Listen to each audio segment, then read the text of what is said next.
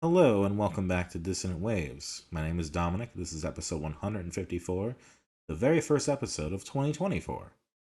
Ritz and Tricks are here as per usual. Yay. Hell yeah. Hello. And it's been a couple months since we've really sat down and done some stuff, roughly, but we also gave each other homework over this break that we've had. And A so, lot of homework. was it really a break? Or was it really just preparation for the longest set of music we've ever listened to for an episode? By far, and probably See, I've forever will learned be. a lesson. Yes. I've learned a very important lesson over my time alive. So, apologies for me sounding completely dead. I have either got bronchitis, a respiratory tract infection, just a normal one, a cold, or I just can't think of any disease that wouldn't be offensive for me to joke about right now, but one of those. Uh, I found that when I get given too much homework, I get a bit overwhelmed and I put it off a bit. And I planned to, kind of catch up on it at the end. And this is my apologies. And now you're going to get. I think this is one of the few times I've done this. Usually, when I don't listen to something, it's because I've completely fucking forgotten. But I only managed to get halfway through one of these fucking albums. And to be One of fair, these though, songs. yeah, I was it was planned to be done in the last 2 weeks, but I ran out of time and health. And I If And it tell you makes you feel what, better, I had to plan days around like listening to some of this stuff. no, I'm just going to tell you right now, listening to this album did not make me feel better, and I have physical proof of that. I don't Oh, blame you. This is a heavy album. what physical proof could you I'm still have? sick. I'm Ah, still sick. it's the album's fault now. Anyway, what could we be talking about? Let's go over it. Ritz chose a bunch of different Australian, I guess you said they were pub rock, but they're really punky, more or Pub less. rock, pub punk. Yeah, it's pub rock, pub punk area. It's like a Mhm. mixture. Yeah. So we got from the 80s we got the Cosmic Psychos, self-titled. From the 90s we got Frenzal Rhomb's Not So Tough Now. From the 2000s, Children's Collide's The Long Now. From the 2010s, Clowns' Bad Blood. And from the 2020s, Beddy Rays, self-titled. Me, being the absolute psycho that I am, decided to follow up our last regular episode's discussion of the Smile album by the Beach Boys by doing the Smile Sessions, which is a large compilation of a lot of the session work and the album again remade with the raw session tapes to approximate what the album was actually meant to be, with the actual recordings done from the 60s this time, not re-recorded by Brian Wilson, not, fucking the smiley smile version that they did afterward. This is supposed to be like the true thing, and from what's left and what's there. And then lastly, I went beyond psycho if Dominic went full psycho. I chose an album called The Descent of Man by an Italian doom metal band called Sabazius. And this is no ordinary doom metal album, my friends. It is one song, but 11 hours and 16 minutes long. yes, I hate you, tricks.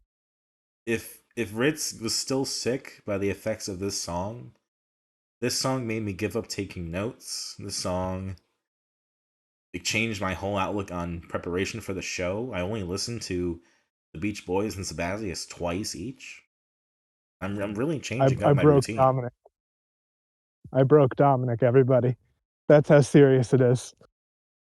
Well, before we get into all the albums, I've also had to mention that I wasn't just health wise that I couldn't get into this. I've kind of like had a lot of no free time now because I've decided to make the biggest fucking mistake I could this year. And that goal is just to see 100 gigs slash festivals by the end of the year. Uh, I've now only just caught up to Dominic that I went to Hawthorne Heights. Hawthorne Heights was one of the openers, Dominic. It was an ambulance show. That's how emo it was. Yes, but Corey Like loves not Hawthorne not us Heights. emo, nor yeah, Corey emo we'll call it. I don't know Corey enough. I'm gonna call it Corey emo. Fair enough. Korimo. It was honestly, it was actually a really good gig. Like, it was just fun, and I know some of the lyrics and some of these the songs are really just angsty and just don't. It's not even a hold up well because it's like, oh, we shouldn't say that now. It's like it was really what gave emo a pretty bad rap back in the day. Like I like Ohio is for Lovers. I think it's fun to sing along to, but Cut My Wrist and Black My Eyes is not actually a good lyric to really be singing if you're going to say this is important. It's like, it's just angsty. So go through the list. What did Actually, you you know see? what I just want to say as well, the thing that actually surprised me to read, they're not really one, but they were kind of signed to a label and stuff like that, so they kind of Andolin's kind of a Christian rock band. Huh. Yeah, it's kind of interesting. They're like not actually a Christian rock in the sense that they don't sing about God every time and stuff like that, but they were signed to a Christian rock label, like Tooth and Nail, which had a lot of these types of bands as well, so it's not like it's that crazy. And they are quite public in their spirituality. So they went the it's kind of just Evanescence one of the- route. Good Yeah, for a them, little, I yeah. guess.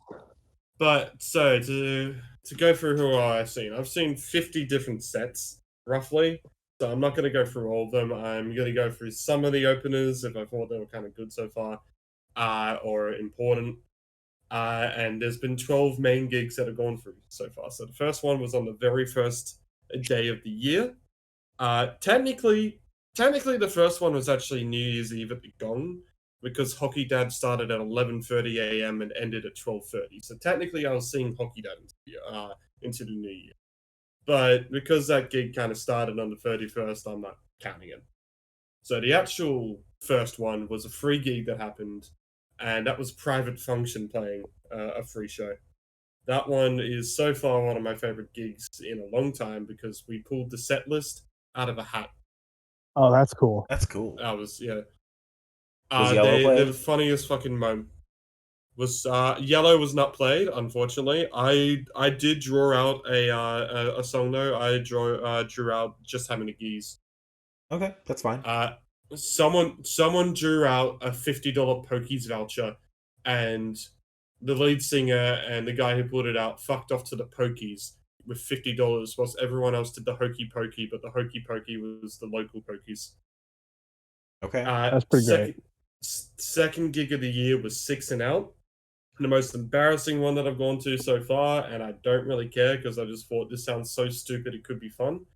What it is, it's a bunch of Australian cricket players and personalities, or former ones, started a pub rock band where all they do is covers except for their one original song that they made, which was based off these two will be completely lost. It was based off a Shane Warne quote where he criticized the player by saying he can't throw and he can't bowl.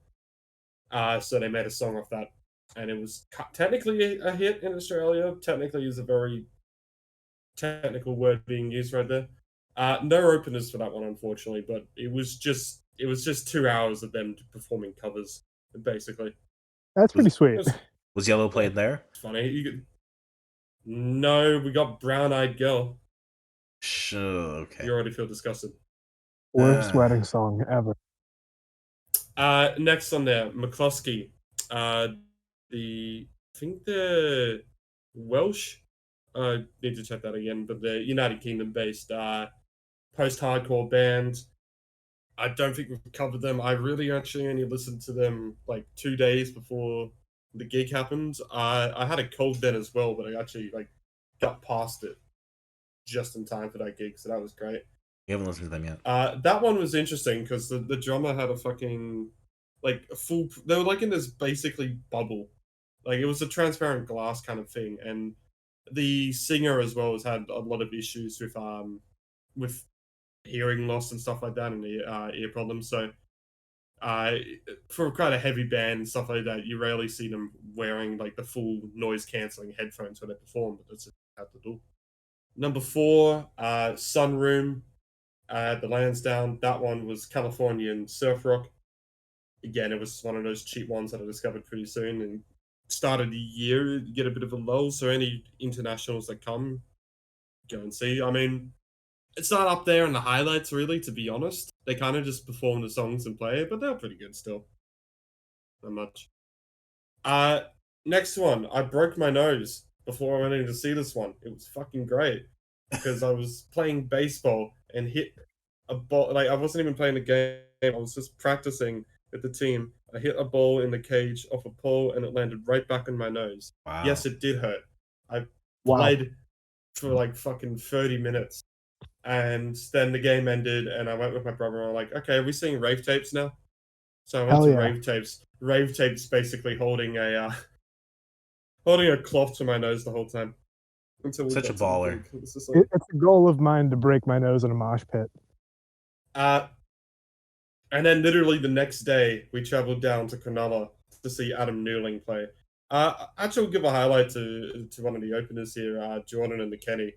That one was just basically like the local band that will probably never break out of the area they are, but a pretty fun live. I hope they get a bit bigger than what I'd proposed to them. Next one, the absolute heartbreak, and the first time that we're going back into something, well, the first time since Private Function that it's something that we've actually fucking covered. Heartaches playing their final ever Sydney show.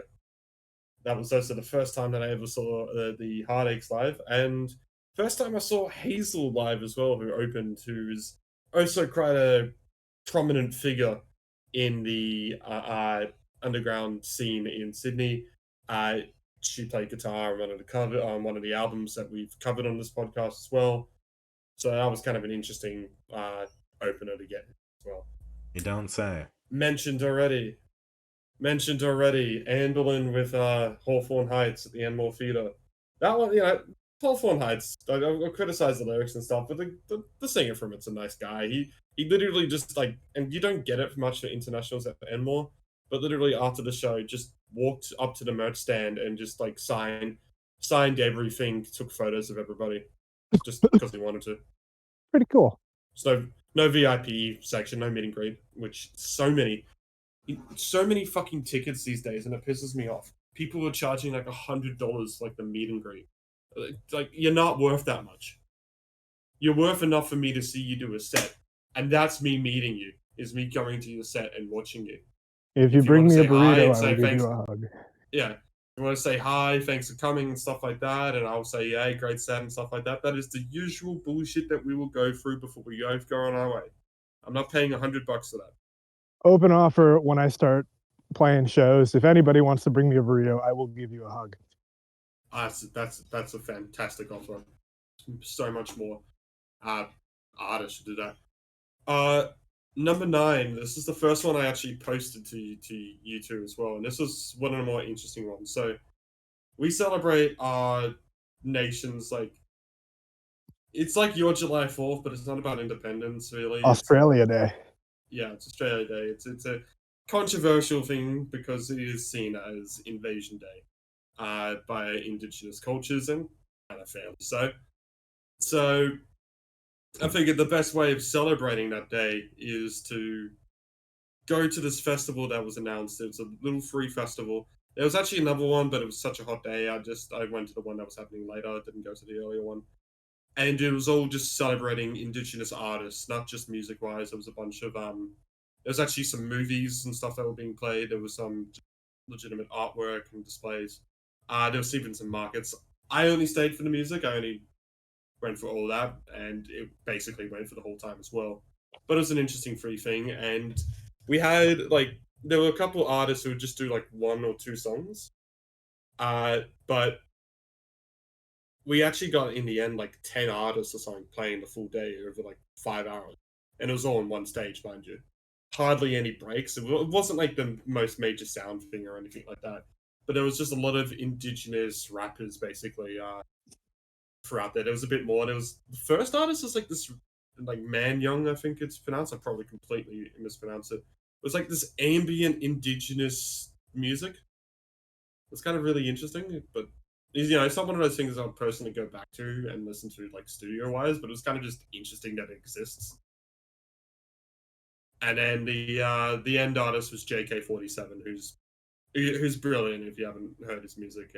I personally don't go for a lot of Aussie hip hop still, but he's actually one of the few ones that isn't trying to make these kind of like popular, everybody dance to the chorus type hip hop or anything. And Not to complain about that too much. This is more like a storytelling thing, which I like. Gig number 10.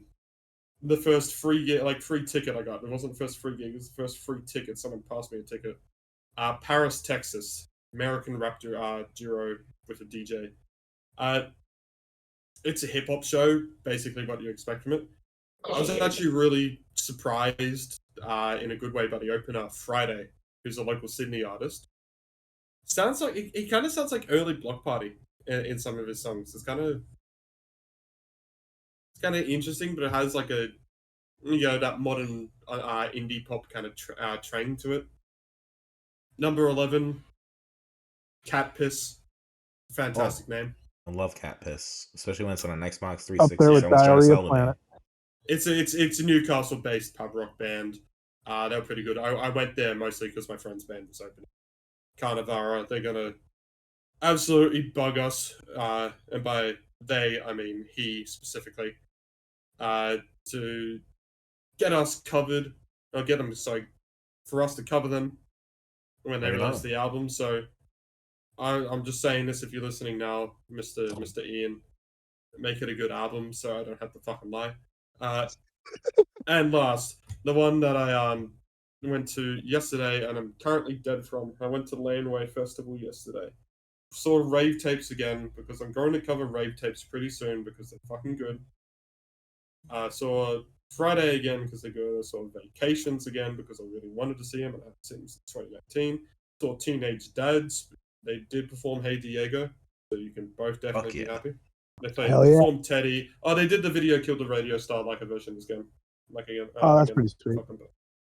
Yeah, they actually got the phone out and stuff. It's pretty cool. The most disappointing one of the whole day was fucking Dominic Fike.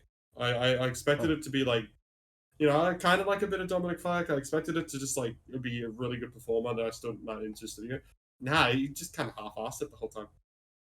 Interesting. Yeah, I remember in 2019 I was gonna try picking him because we shared a name, but I thought that was maybe too tenuous. Anyway, that's what I've been doing over the break. How about you two? Smoking a lot of pot. A lot of personal bullshit happened. You would have enjoyed Dominic Fike. Oh. I just interrupted Dominic when I was saying something nice.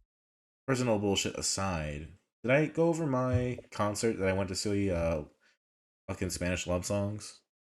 I can't remember if I talked about it yet or not. You haven't talked about it here, which is the important part. You should mention it in the podcast now. Yeah.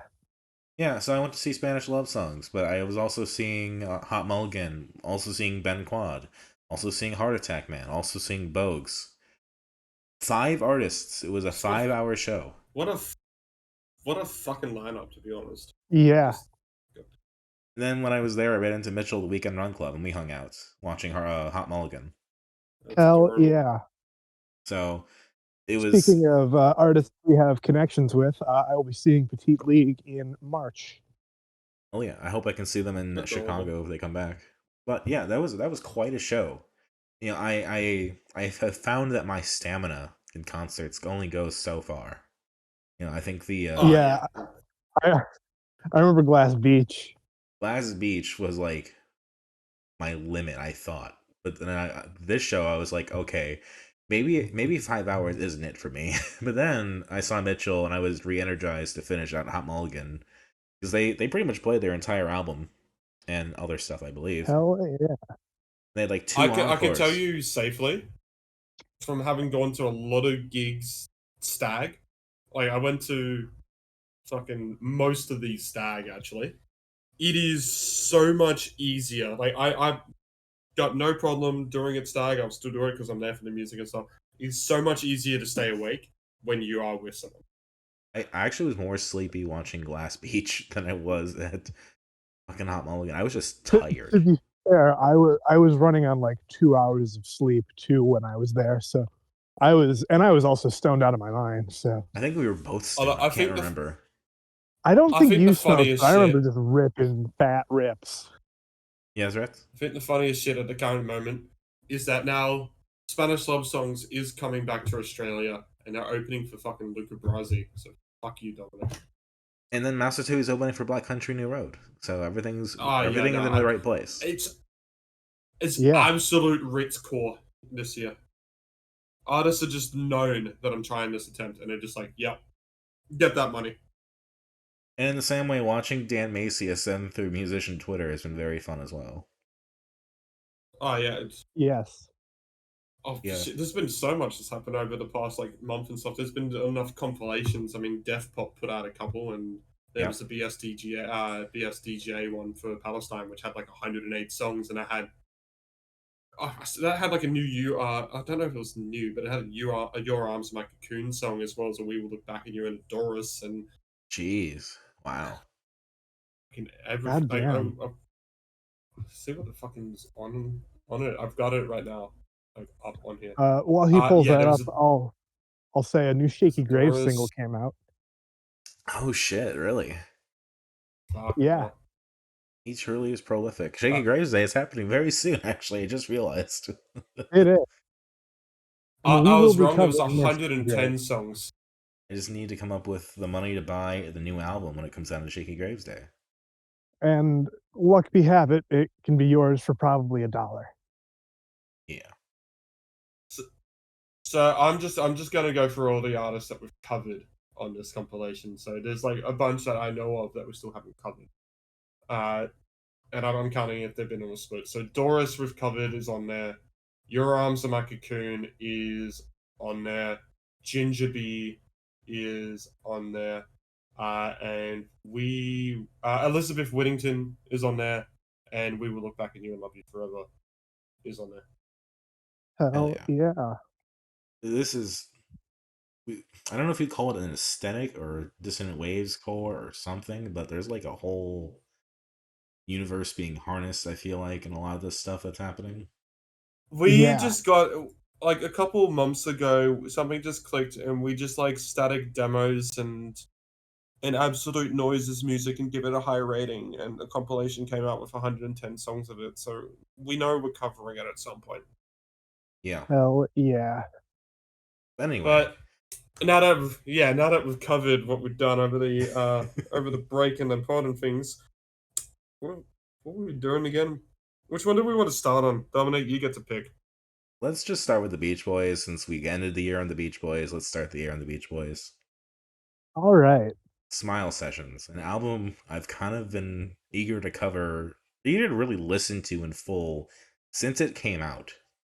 I'm not a Beach Boys fan, really, but like the idea of like a 6.5 hour, basically musical documentary that has the album again reconstructed from the archival tapes, and then just a ton of other shit, just alternate takes, just basically stems or just recordings.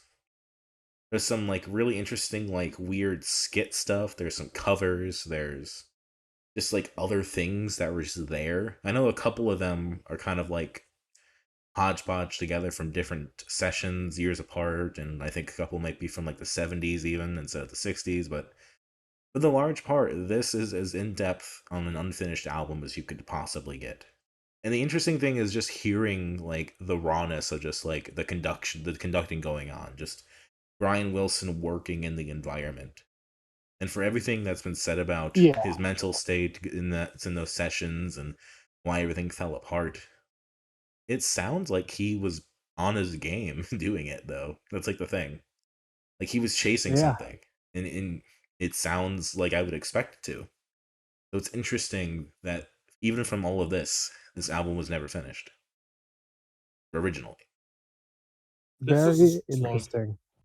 This is just a slug. I mean, yeah, I had to plan a day around listening to this.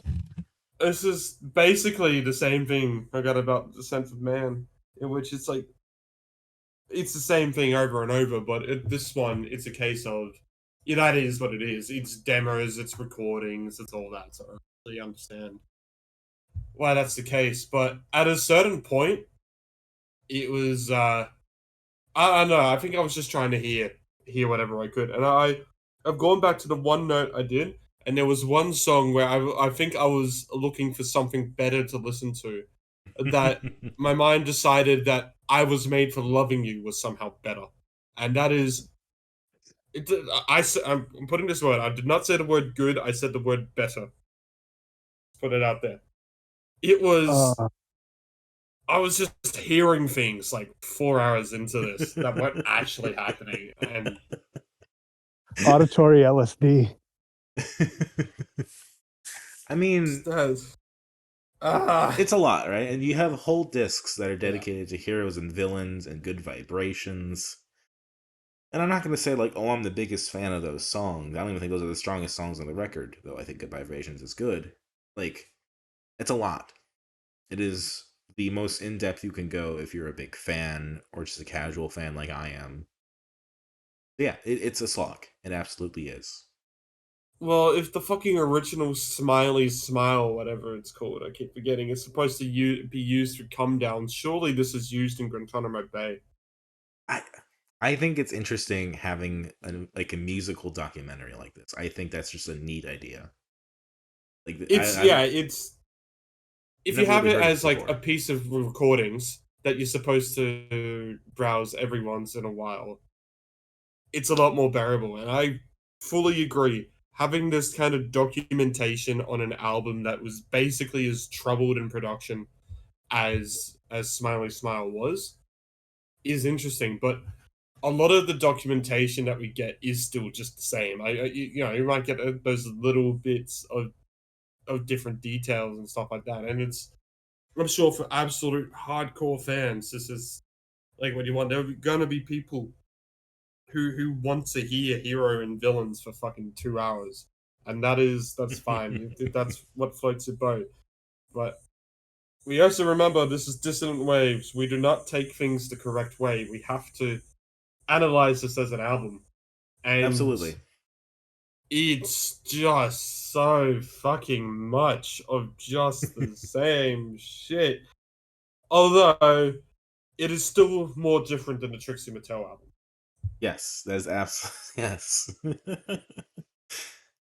I mean, I was really tickled, but they like were openingly like referencing like drug use on the recordings. I thought that was fun.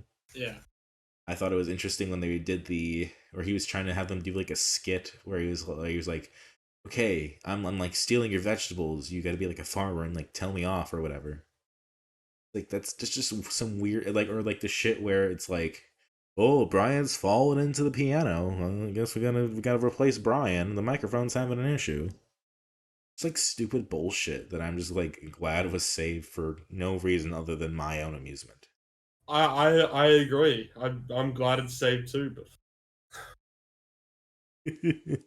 how am I supposed to give a favorite, least favorite of this, man?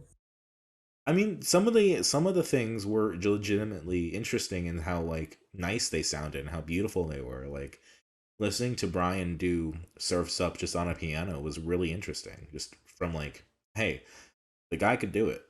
Like the guy had the chops, the guy had the live playing ability. The guy could do anything, and he did this. I joke around. It it's just really hard to like just pinpoint those moments, like because after a while you've just gone through it. I mean, that last disc being Good Vibrations for fucking how long? Yeah. 24 little different ridiculous. versions. Good Vibrations is just so annoying now. It's interesting to hear the stems and the layers broken down. Where it's like, oh my god, there's so many fucking instruments being played. Live on Dissonant Waves, Trix gives me PTSD. Or like hearing like I how the feel like I've done theremin that plays several in. times live. Ritz or Trix, how did you feel about it? This was not a fun listen for me, even though I tried to make it. I had to plan a day around this, as I already said. I had to find a day where I was off and the weather was above freezing because I wanted to just kind of have a chill, like emulate kind of a Southern California day to like just put this on and listen. So I woke up late, made a microwave breakfast burrito, smoked a joint, put this on, and just played Tony Hawk all day while listening to this. That's And amazing. it did not make it better. I guess not everyone's like me, where you have roughly an hour drive to and from work sometimes, and so My walk to work is about an hour to 45 minutes, depending. Yeah, it's depending. But so it's like for me, I have that easy time in the car where I can just put on Sabazius or this like an hour at a time, 45 minutes at a time, and just take it from there. Yeah. You know, I tried to use the whole month and a half that we had to like really try to make this as easy as possible. And even then I was planning around like, okay, it's like Apple Music, I can't just like put a song on pause and go to something else and come back. It's not going to work like that. So I can't just like have other people in the car when I'm listening to Descent of Man. That's not going to make sense. Or if I do, I just can't play music, and that's not fun. That's one of the things I will say I love YouTube Music for. It lets me stop a song halfway through, go to another song, come back, and it's still right there. That is nice. That sounds like a really nice feature. It is, and it's because it's one of those like YouTube native features that they didn't program out. I just remember when this album came out, and like I had no interest in the Beach Boys really, but again, just the concept of just like, hey, it's everything, man, as much as we can find or whatever.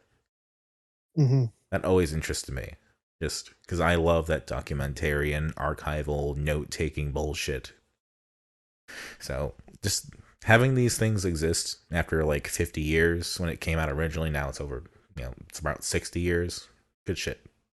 But I also understand that the act of listening to it for a show like this, it's not really the right forum. Like, yeah, if it was a more of a visual thing, I think that probably would have helped in a way, where we were seeing a lot of this happen, you know? yeah, I could see that. Yeah, Or if it was like broken up into like chunks, like, well, I mean, there were 6 discs, right? So that's something, but yeah. if you We like, listened on streaming. yeah, there's like, if you consider like the episodic model, that might have made this a little more palatable. Yeah, if this was released in like a 10-part podcast that I could like just break chunks off of, totally.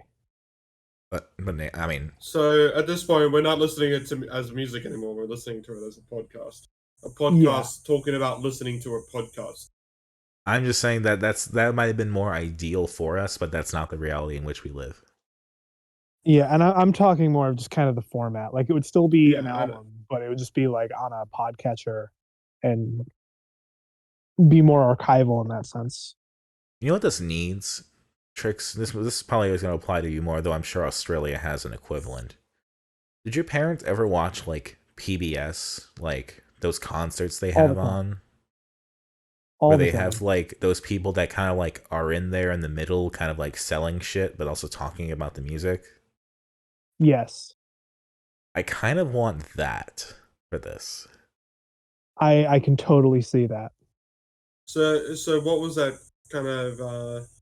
Was that like something where artists would come in, talk about the music, and perform, or was that? It was like, they would show like like the concert for George Harrison when he died. They would have like, they would show it, and then they would have like a person come in from like the public broadcasting service and talk about, oh, the great music of George Harrison. Here's someone that we can talk to about it. Some random person, and we're gonna sell the DVD. It's 1995. Blah blah blah blah blah blah. Ah, so like an infomercial. Yes, Yeah. but you're also watching the actual thing Yeah. they're selling. Yeah, I know. I don't think we had anything like that. I'd be naive, sorry, to think that we didn't have didn't ever have that happen. But I don't think we ever had that as like a popular thing that was going around. My parents watch a lot of their old favorites in the 60s and 70s these days. My we didn't have cable until I was like 12, so a lot of PBS. There, Arthur's a great show. Oh yeah, Reading Rainbow, The News. Between the Lions, Word Girl. It was great. I think our closest to Go ahead. probably would have been ABC, maybe SBS. I think our closest to it probably would have been ABC because that has the kids stuff. Yeah. Well, PBS is kind of a weird channel because it's that's our public channel. Yeah. Well, ABC is that for us. It's not really public, sorry, but it is a public broadcast. Yeah. This one is paid for by the people. It's like our equivalent of like the BBC, for example. I guess it'd be the best correlation, and it's severely underfunded. So they as all of them are. they augment it with these weird concert call-in things. Like, yes, our Yeah, operators are standing by. Yeah, I would totally love to see a video component in which that was this model was adopted. I think they would have a yeah. field day with just an afternoon of this, just like a 8 to 10 hour like fucking marathon session. God, yeah, that would be phenomenal. Yeah, and like if this was like a fictional thing, I can just imagine all the fucking storylines happening in the background, trying to keep this 10 hour show afloat. Oh yeah, God, I'm just creating a whole scenario in my mind for no reason because this is never going to happen. But boy, does it sound fun. we can hope. In short, I think you're absolutely right in the sense of like this is an absolute masterclass of preservation in just there's so much recordings here that in a sense of making this a demo album, you just go, okay, well, this is the best of the demos and stuff. We put that one on there. But this is going through all of it. You can kind of like you go insane listening to it. Like I think I listened to this basically in 2 different attempts. So it takes a while and you get there. But yeah, I mean, I don't think I've ever seen a single album. By the way, this isn't the Beach Boys' leftover demos for 5 hours. It's a single album. Yeah, The actual album was like 30 minutes, not even that. And This all the version was like recording sessions were 45, like but 6 yeah. Yeah. Yeah, that's just insane to think about. And But the thing, and it's the thing, also exactly what you expect to listen to. the thing too is that we've listened to Smile or Smiley Smile 3 different times, right? Yep. yes, And they've each time they've been different recording sessions, Yeah. different personnel in them. Did you notice? yeah. It's faint, but there's a difference. It's interesting more in the sense of is like even listening to all this, I couldn't quite tell the minute differences apart. But it's like okay, there's like a little bit of a difference. There's a little bit like I think this version of like if we just chop off the actual album, I think this version of the album is probably the best one because it's the original one. It's the one where everything was coming from, and it has that '60s Beach Boy sound. That's the one. That's the thing that made them famous. So I don't know. That stuff makes me I guess the happiest, or like that makes me the most confident. Like yes, if this had actually come out, it would have trumped what we actually got. Yeah, I think the 2004 I don't version know. was fine, but The 2004 one, the Brian Wilson one's definitely the worst still. That's all I can just say. dare I ask It was a if you drag. can actually think of favorites or least favorites? Favorite was finally getting past this because it felt like I had passed a milestone. my favorite was the Tony Hawk I played. I just want to point out if you've managed to play a full like if non-stop Tony Hawk to this album, it just be incredible. Like that's non-stop. I don't mean It many wasn't sessions. nonstop. I was Yeah. taking breaks for like the bathroom and like to smoke. I needed to stay high throughout this listening just to focus. I needed to tap into that No, ADHD hyper focus that happens when I'm super stoned and playing a game I I enjoy. I consider that non-stop enough. That's insane. I mean, if you do that for Tony Hawk, you could probably beat the campaign within 6.5 hours. Oh, easily. I was just playing. I was just fucking around in free skate mode most of the time. Gotcha. The remakes. Of course. We've got a 1 and 2. lot more albums to cover, so let's move on, huh? I just want to Tricks. give a quick shout out to Surf's Up. I think it's a phenomenal song. I like the different versions that are on here. And I also really like the skits. Crying and falling into the Yeah. piano, getting lost in the mic. It's just stupid shit. But it's fun. Yeah, I'd It's say funny. Brian falling into the piano is probably the best moment on this. Yeah. Yeah, anyway. Since we're talking about these long slogs, let's just dive right in even deeper into Sabazius's The Descent of Man. Yes. Because, having listened to both of these twice, there's certainly an accomplishment. I can't tell which accomplishment is greater.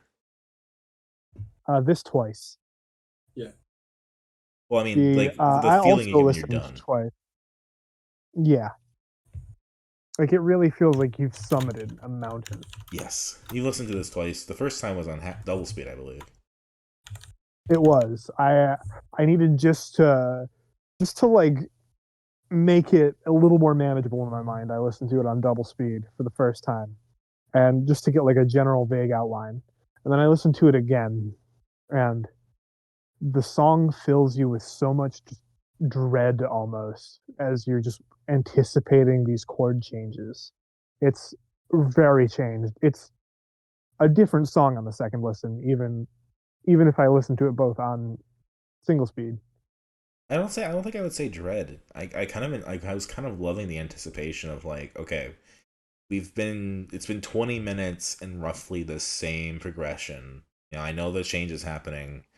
Kind of excited to hear how that's going to change things. And sometimes they're really subtle changes. It's just like a different chord or a different tone. And sometimes the instruments kind of come in and come out. Yes, And it's a different way of listening to something.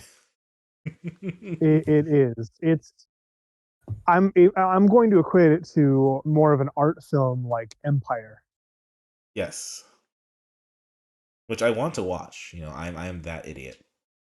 Andy Warhol's fucking, or not. I think Andy Warhol funded it. The filming of the Empire State Building for like a day. Yeah. Yeah, There's a really shitty green text about that. I gotta go find that. But yeah, there's an element of that. But I think this has more dynamics than that. Just knowing what that is. But like in terms yeah, of doom metal, I think this is still different than listening to Dope Smoker or listening to, you know, great, you know, what was it, Great Barrier Bong? Reef or Yeah. Melwich, not Melwich. Like this is different than even all of that. Yes, this is more drone than doom. Drone is that is taking doom metal and that sound just kind of even further and just making it as slow and as sludgy as possible. And there's jokes about the big bands like Sun where they just put their amps on and turn the lights on at them so they crackle. That's cool. I like that. But I Yeah. mean, it's interesting when you have a song like this where you're like, oh my god, we're 8.5 hours in. You know what that means? It's time for the one part where there's lyrics. Yes. And you get to that part and it feels so good. Because you're like, oh my god, here it is. I would like to shout out to the guy in the YouTube comments section for the song who fucking annotated the entire length of the song with like all the instruments coming in and where there's vocals and where there's not vocals. That's great. It is. It's like 5 paragraphs long. Yeah. And there are parts where it fades out. There are parts where it's just the drum, just the guitar. And Yes. There's a I think 20-minute bass solo at one point. I think overall, maybe because it's more dynamic, I think the latter half of it is probably the better half of it. The first part's very deep into that drone aspect. Yes. I feel like they eventually were just like, "Hey, let's just do more shit. Why not?" Yeah. And this is considered a live album too, which is kind of fucked. It's so they probably played it just all in one sitting. I was reading something where they were originally going to make it a 24-hour album, but they just couldn't do it. Yeah.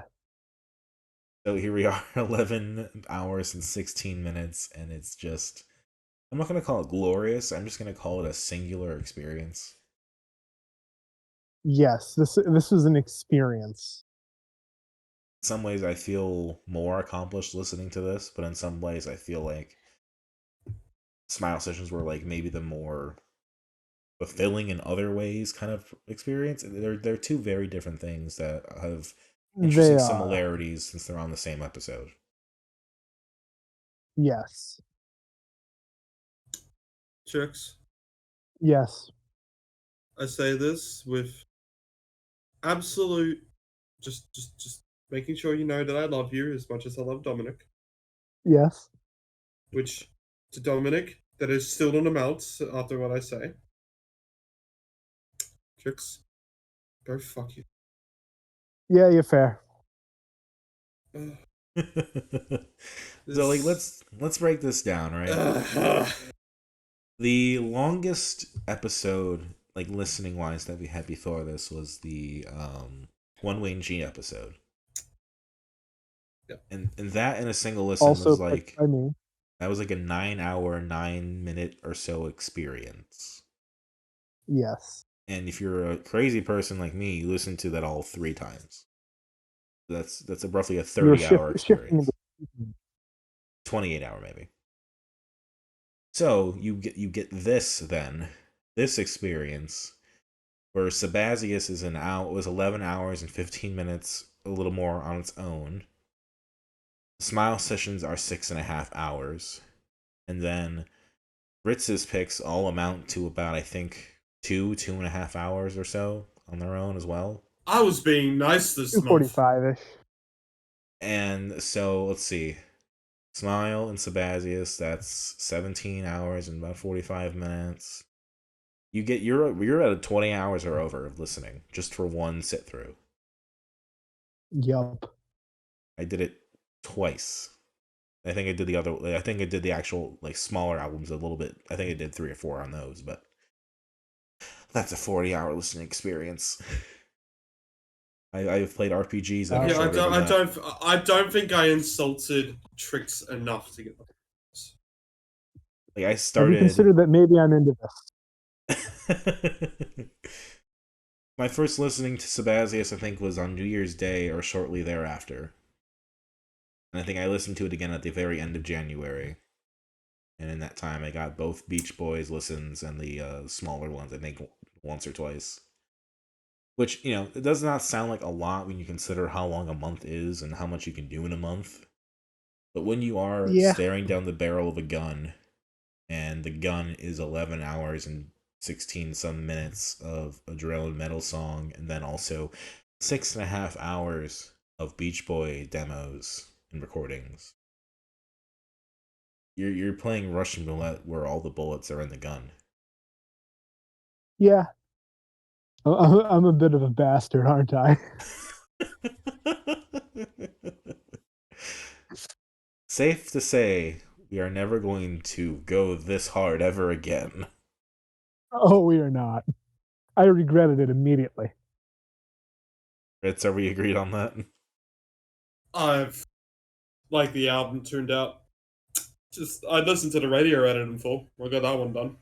I mean, Yeah, do now, because we didn't listen to the radio edit, why don't you talk about the radio edit? I actually listened to them right before we started. So that radio, the radio edit was, you know what? I've just come to the conclusion that I don't think I like doom metal. Fair. That's how I feel on all this. In my opinion, the radio edits don't really do it justice because they just focus on the droning and not on the dynamic changes. And so they just are there and then they cut off. It's like the dope smoker radio edit. Yeah, I was desperately looking and I couldn't find it. Dope Smoker had a Nightcore remix. I could not find the Dissonant Man Nightcore remix. I've seen several. I think they look to be another Dissonant Man. So that's it. If you put I listened to the Nightcore version technically.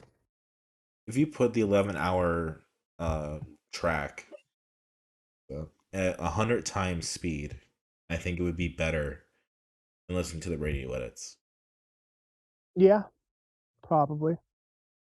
Because, like, again, the experience is listening for those chord changes and listening for those things, and then like having that euphoria of like, oh my god, it's different, or oh, this part really sounds cool. I do like this part, and then this comes in, and that sounds really cool, and that part comes in, and that sounds really cool, and then it kind of dies down, and you're back in the ocean, and it's just waiting for the next wave to come by. I think we found Ritz's next single. It's just I'm now fuck just you tricks. I'm in a good distraction right now. I'm in a music league for the Oz Music, and the theme this week was instrumental songs, and I thought, hey, what's the funniest instrumental song I can put on here? So people have done some classics. You know, we got some Mizzaloo on there, the Dick Dale version. We got Oh yeah. the Pendulum remix of the ABC News theme, which is always a classic meme. I got some just instrumentals from some hip hop artists. You know, those little skits and stuff like that. Uh, I decided to pick Clipping's Piano Burning. That is 18 minutes of a field recording of them setting a piano on fire. Hell yeah. So in the end, I've learned nothing, and I'm in the same dick that Trix is. Just not as If you wanted not to as be intense. a bigger dick, might I recommend the song John Cage's 433. It is 4 minutes and 33 seconds of pure silence. Who picked Yeah, Sleepify again? I'm getting upvoted more. The what? Who picked Sleepify again way back in the day? I did. Yeah, it would have been Trix. I wouldn't have. That one. Never forget that you decided that 5 minutes of silence was better than the Seismic album. I did. Did I? Yeah, Dominic did not, Trix. Oh yeah. And Trix, you're not that high, surely. I'm smoking a joint right now, so I'm working on it. And what do we talk about more in the end? We talk about the Seismic album way more than we do Sleepify. That Seismic album is fascinating. You know, some of those things. I mean, they I grow will with time. I'll happily admit it's fascinating, mostly because of how it exists and it's been found and stuff like that. More so, I mean, the actual music itself is good. It's not, you know, it's not 10 out of 10 level, blah blah blah, best album of all time. But it definitely is highlighted more by the fact that like it's just kind of crazy that it like exists. Still, like it's found. It's lost media. If we were to use the iceberg meme for Dissonant Waves lore, I think. Oh god. I think a Seismic reunion show would be somewhere around level 7 or 8. Probably. Actually, you know what would be truly level 8? What? Seismic interview in Dissonant Waves. Holy fuck. See, the problem is that Might feels be more level doable. We've reached out to some of the artists and some of the musicians, and none of them ever responded. I think we did, yeah. It's true. But you never know. Maybe you just got hit on the right day. Yeah. I've got nothing else to say about this album because doom metal just goes past me. I listened to half of this. I didn't even really get up to the lyrics. I think that's just how fucking upset I am with how long it took. Yeah. Can't find the lyrics. Maybe we'll just buy a book and pretend it's the lyrics. I mean, the lyrics are real simple, Ritz. I am I. I am I. Cool, I've listened to Descent of Man. Let's go on. Do that 8 times and you got it, or whatever the fuck. Yeah. Favorites and least favorites. Favorites, I guess, Descent of Man. Least favorites, I would say the radio edits. Yeah, I agree. All right, Ritz. It's your show now. Oh yeah, walk us through the history of Australian pub rock pop punk. I guess if we're doing this, there are any sensible ways to go in chronological order. So let's start off with the oldest band that's on here. Good old Cosmic Psychos. I mean, for those who know, what is there else to say that you don't know? But for those who don't know, this is kind of a band that's inspired a lot of the modern pub rock and punk that Australia has. I mean, Doonrats did a cover of Gooch Palms for a radio show in London for Nice Day to Go to the Pub, which is one of their newer songs, like at around that time that they did it. So it's not even a case of like, oh, they were really only known in the 80s. Like, they're still touring. They did a tour in Sydney with Zeke 2 weeks ago. They're still around after all this time, and they're still basically the same lineup. So it might even be the same lineup. I mean, it depends on what we're talking about when the lineup is, because there's one guy that's original, and the other two are from the mid-2000s. Yeah.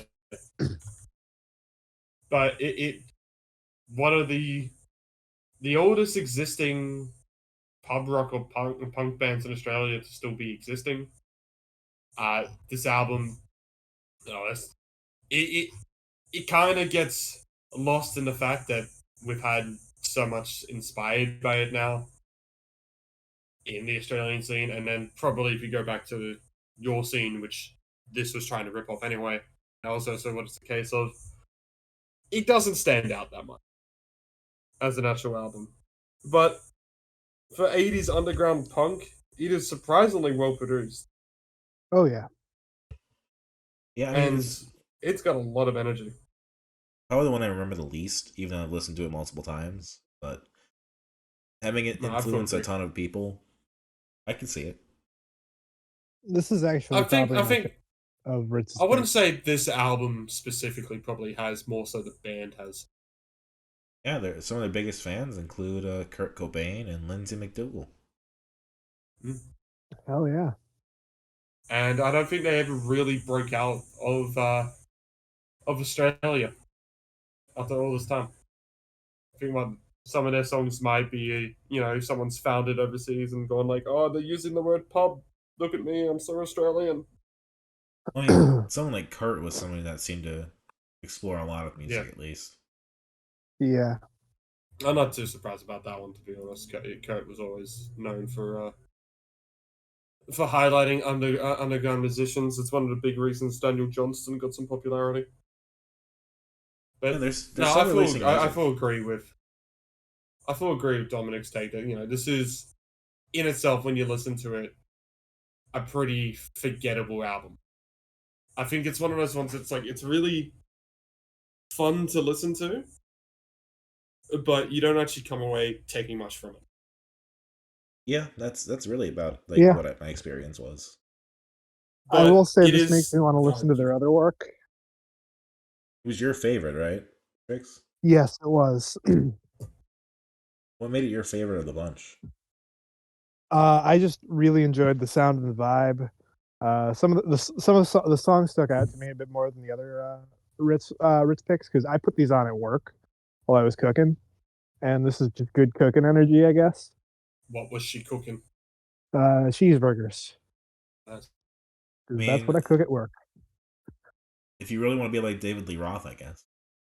And it actually reminded me of one of my favorite jokes, which is, I was worried about my future, so I opened up a David Lee Roth IRA, because I ain't got nobody. That's such a shit joke. It won't make sense unless you've listened to a bunch of David Lee Roth. No. It's like my Paul McCartney joke. I like your Paul McCartney joke a little bit more. Yeah, that's fair. But you can kind of still, listening to the sound of this album, in this case, it's more so specifically is what the band sounds like. You can get what, like, for all the Australian pub rock and punk that I've done so far, you can kind of see some of the influence coming into there. There's a little bit of that edge that goes into there with the lyric writing as well. Although I can't tell you I can really remember most of the lyrics. I just remember the edge to it. Not so. I mean, there are a lot of other pub rock and pub punk bands I could have probably picked. So at some point, I do have to bite the bullet and pick Midnight Oil, which isn't me criticizing Midnight Oil. It's just me trying to forget that Peter Garrett had a political career. Yeah. I mean, if you were to, but that was most of the 70s, I think. If you put something on this against, the Chats or the Dune Rats or something like that, or it's like, I could see where it kind of originates. Like there is a tenuous connection there. But if you're also saying that AC/DC is pub rock, then this is nothing like AC/DC, really. No. In a sense, AC/DC is, and pub rock is pretty, actually, like, varied and broad as a genre. But I'm more going for this more alternative punk sound of it all. Anyway, I'm happy to move on now to where the pub punk starts really getting interesting. Trix, if you want to say some favorites on these favorites, because I'm going to say Blender. David Lee Roth is the only one that really stuck out to me, because they were talking about like a 20-inch dick. David Lee Roth is ultimately the only one I really remember as well. And now, going on to where we start getting interesting and a lot more edgier and political. Frenzal Rhomb, Not So Tough Now. Yeah. Starting off with a 1 minute 44, or starting off with a 27-second skit, basically, but the first song being less than 2 minutes, all about getting punched in the face. Dominic, would you like to do the honors? Of what? Saying that this is a ska album? It's a 90s album for sure. I can see where this kind of fits in with that real nasally, like, punky sound of the 90s. Mm. I'm not going to say it's a... I mean, it could be a kind of a ska album. The guitars were very sky. Yeah. Oh, yeah, no, absolutely. Yeah. But that's also the 90s. I was reminded mostly of just that sound you would hear from, like, They Might Be Giants or something like that. I think of the Malcolm in the Middle theme song mostly. All right. So the interesting thing about this album as well is one of the most prominent members of Frenzal Rhomb, Lindsay McDougall, not on this album. This was the last album before he replaced Ben Costello. Yeah. And if you've gone through and looked at the Frenzal Rhomb's kind of history, it's not just Lindsay McDougall, but he has definitely done quite a lot towards the music scene since basically breaking out. I mean, he's produced quite a number of albums, including some that we have covered. Oh shit! Like and what? does it specifically for Sky Lonely is one of the ones. So, that's the one that we want to reference. Appeared on compilations with other artists. The Rock Against Howard was one that he specifically fucking weren't organized. I'm about to think of the words. Sick. Which was kind of like a Rock Against Bush, just not as successful because unfortunately. I mean, I guess the Rock Against Bush wasn't successful either because both of them got another fucking term. Yeah. Yeah. Unfortunately.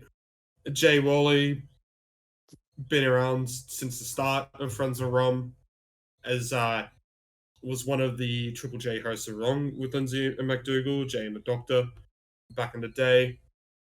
Basically, a lot of Australian independent music has been helped by these two members. This is the album that kind of put them into some kind of, I don't know, what kind of like people know who they are. It's their breakout. I'd say it's their breakout album. Yeah.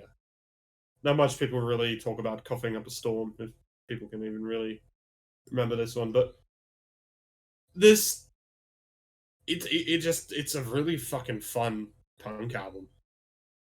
Yeah. It's a lot more memorable in these things. I know we had the bit of the meme with the secret track going on for fucking 50 or so songs, it feels. That is probably my favorite part of the album, I'll be honest, is just having that be a thing. That would suck on Discman with no buffer. Where it just takes like a half second between each fucking song. Yeah. So with in the car, I've listened to this a few times. One of the times, I guess my connection was bad or something, because I had that buffer. It killed the momentum, incredible. But it also was very interesting to listen to with that like little bit of pause in between. It's just cool to hear. Like it's just 4-second cut up recordings, and it comes together to make a full song. But like, if you really wanted to, you could just kind of expand on this and just do a lot of shit with just these little recordings and cut them up yourself and rearrange them. I could see this being used quite a bit in like the shitpost emo scene. Oh yeah. Just good luck crediting. Also, I can't remember if I saw Good Things before our final episode of the year, but I'll always be happy that I saw Frenzal Rhomb instead of Limp Bizkit at Good Things, because I do not give a shit about Limp Bizkit, and Frenzal Rhomb still go off live. It was fucking funny. It was like these 50-year-olds basically just doing a circle pit in this area of the park. It was so dead. They were basically cooking up a tornado. Like a dust storm tornado. Awesome. Band that's like gotten pretty popular. Like they've charted pretty high on the arias, but they've also never been like super popular in like a mainstream way, have they? They've definitely been just really big in the scene that they've created. I create might be a strong word to use. I think the lack of getting mainstream might be due to some of their stunts. Yeah, Specifically telling Oz Stereo to fuck off. I was reading some of the stunts that seems really interesting and cool. Mm-hmm. Like the Jackie O shit. That was cool. I'll happily let you. I've probably described the Jackie O stuff many times in this, so I'll happily let you describe the Jackie O time. I could not describe it to you from memory. Alright. For those who have not ever been caught up on it, there was a little festival that Jackie O was supposed to MC, and she arrived late. It cut into Frenzal Rhomb's set list. When she attempted to speak at the audience, McDougal played over her, playing the riff to Thunderstruck the whole time. And Frenzal Rhomb basically had a huge attacker. Anyone who knows of Carl and Jackie O know that they're cunts, so it is always a good thing to mock them. Hell yeah. Kyle Sandylands has always been one of the bigger instigators of this, starting a lot of violent threats, misogynist comments on air. You know, you probably just look at his controversy page on Wikipedia and go through it. And Jackie O's always made sure to defend that, but that doesn't mean that she's been her saint herself. It's just two egotistical radio jocks who have been in control of a pretty popular drive-by segment on there. So naturally, they attacked Frenzal Rhomb back, got him on air. And what happens when you get somebody who doesn't care about being popular trying to defend themselves? They're not really trying to defend themselves, they're just attacking because they don't care. And it was fucking glorious, because there was nothing better than when Kyle Sandyland says, "We're never going to play you now," and Lindsay McDougal just replies, "You never fucking did anyway." Hell yeah. Fucking stick. Hell yeah. Yeah, no. The album, I mean, Trixie, you're right, it is kind of a bit of a ska vibe to it. It's not really a ska album, but if you see the bands that they associated with over their time, I mean, when NoFX came over at the start a couple of weeks ago, they had Frenzal Rhomb not only actually like open for them and perform. I think they helped on a couple of songs, like they might have performed a couple of. They actually did a Q&A with Lindsay McDougal before the show, like on stage. That's pretty cool. I remember good things as well. Pennywise, when they were there, Lindsay McDougal came on for the final song. You know, he just does Q&As for everything. When I was fucking at Yours and Ours Descendants, he was doing a Q&A with there as well. Basically, like, despite them not really ever being mainstream, they've just really been known by all these big artists in the punk scene who've always come to Australia, and they've just like always opened to them. It's just kind of fascinating. They were on the Fat Mike's label, Fat Records. Yeah. So I guess that was why they would be there with NoFX. Excuse me as I drink my water. Yeah, fun. It's a fun album. I can't really say I can tell you so much from it. They do have better albums, but unfortunately those came out. I mean, I could have done a Man's Not a Camel. That was a 1999 album, but I think this one was just kind of a funner period because I like Punch in the Face. I like that. I mean, I like the Uncle Ken, Jesus, and again the Secret tracks. I mean, Human Excreta was also a really fun one. Yeah, I'll agree with that exactly. Excreta. And you can kind of get that kind of vibe that's gone from Cosmic Psychos into Frenzal Rhomb. You can kind of see some of the similarities in the sound. It's kind of transferred there, but Frenzal Rhomb's done it at a bit more faster pace. It's not really so much going into that make a melody of the instruments for 3 minutes every time the kind of Cosmic Psychos are doing, as this is like really speeding it up now. And then the super speedy punk was popular for a while as well, and then times changed, you know? Oh, yes. But a big thing you can kind of also tell as well is that whilst this is the sound of Australian punk at the moment, I'd be lying if I said this is completely distinct into Australia. This is definitely also now inspired by a lot of the artists that are coming down to Australia and playing. Sure. Everything is more accessible now than That's it used to pretty be. That's kind of the Frenzal Rhomb little period of this history lesson. We're now going to skip forward like 12 years. Unless anyone else has got anything to say. Across the aisle. Because Children Collide now. The Long Now. Is this probably a bit pretentious for pub rock? Yes. I don't care. I fucking love this album. It's This one of is the probably my least favorite. it's one of the Okay. most 2000s albums I've ever heard. Yeah. No, I fully agree. My love comes from mostly growing up with this album, in a sense of there were a lot of songs that I just heard growing up. Social Currency played a lot before Friday Night Footy on Channel 9. And so it was kind of like associating it with football. I don't hate it or It anything. is- It's just that funny thing of like, Oh. yeah. Yeah, look, I will be honest, when I say I fucking love this album, doesn't mean it's not void of criticism. But this is now where this period has come into, yes, the most 2000s pub rock kind of sounding that we have in here. And it does this whole like, oh, we're making this concept album, and then it kind of gives up on that concept album like very quickly. Yeah.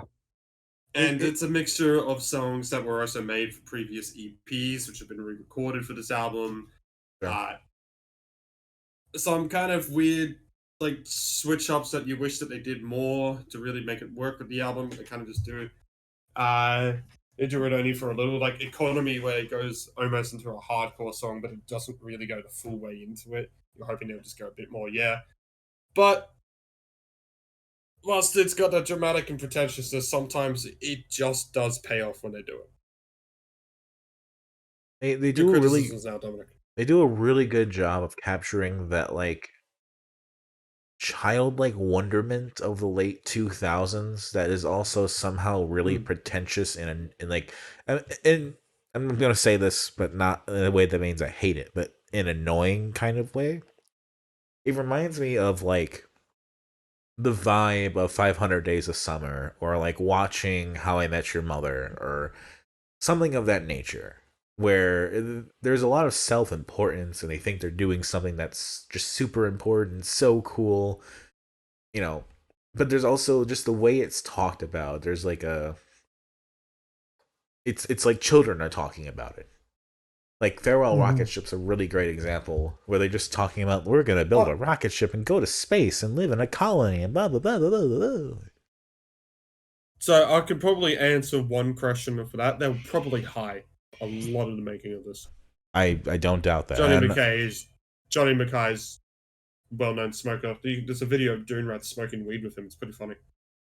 But that's what the late 2000s is in my head, of like, we think we're doing something really important and really cool, but it's just like, just shut the fuck up. It's like the people that were really into those tuxedo shirts, or like just like watching Glee in general. Like Glee is just an emblematic example of like, wow, we're doing something so important. We're making a TV show that's a musical. I'm stopping you there because this is not as bad as Glee.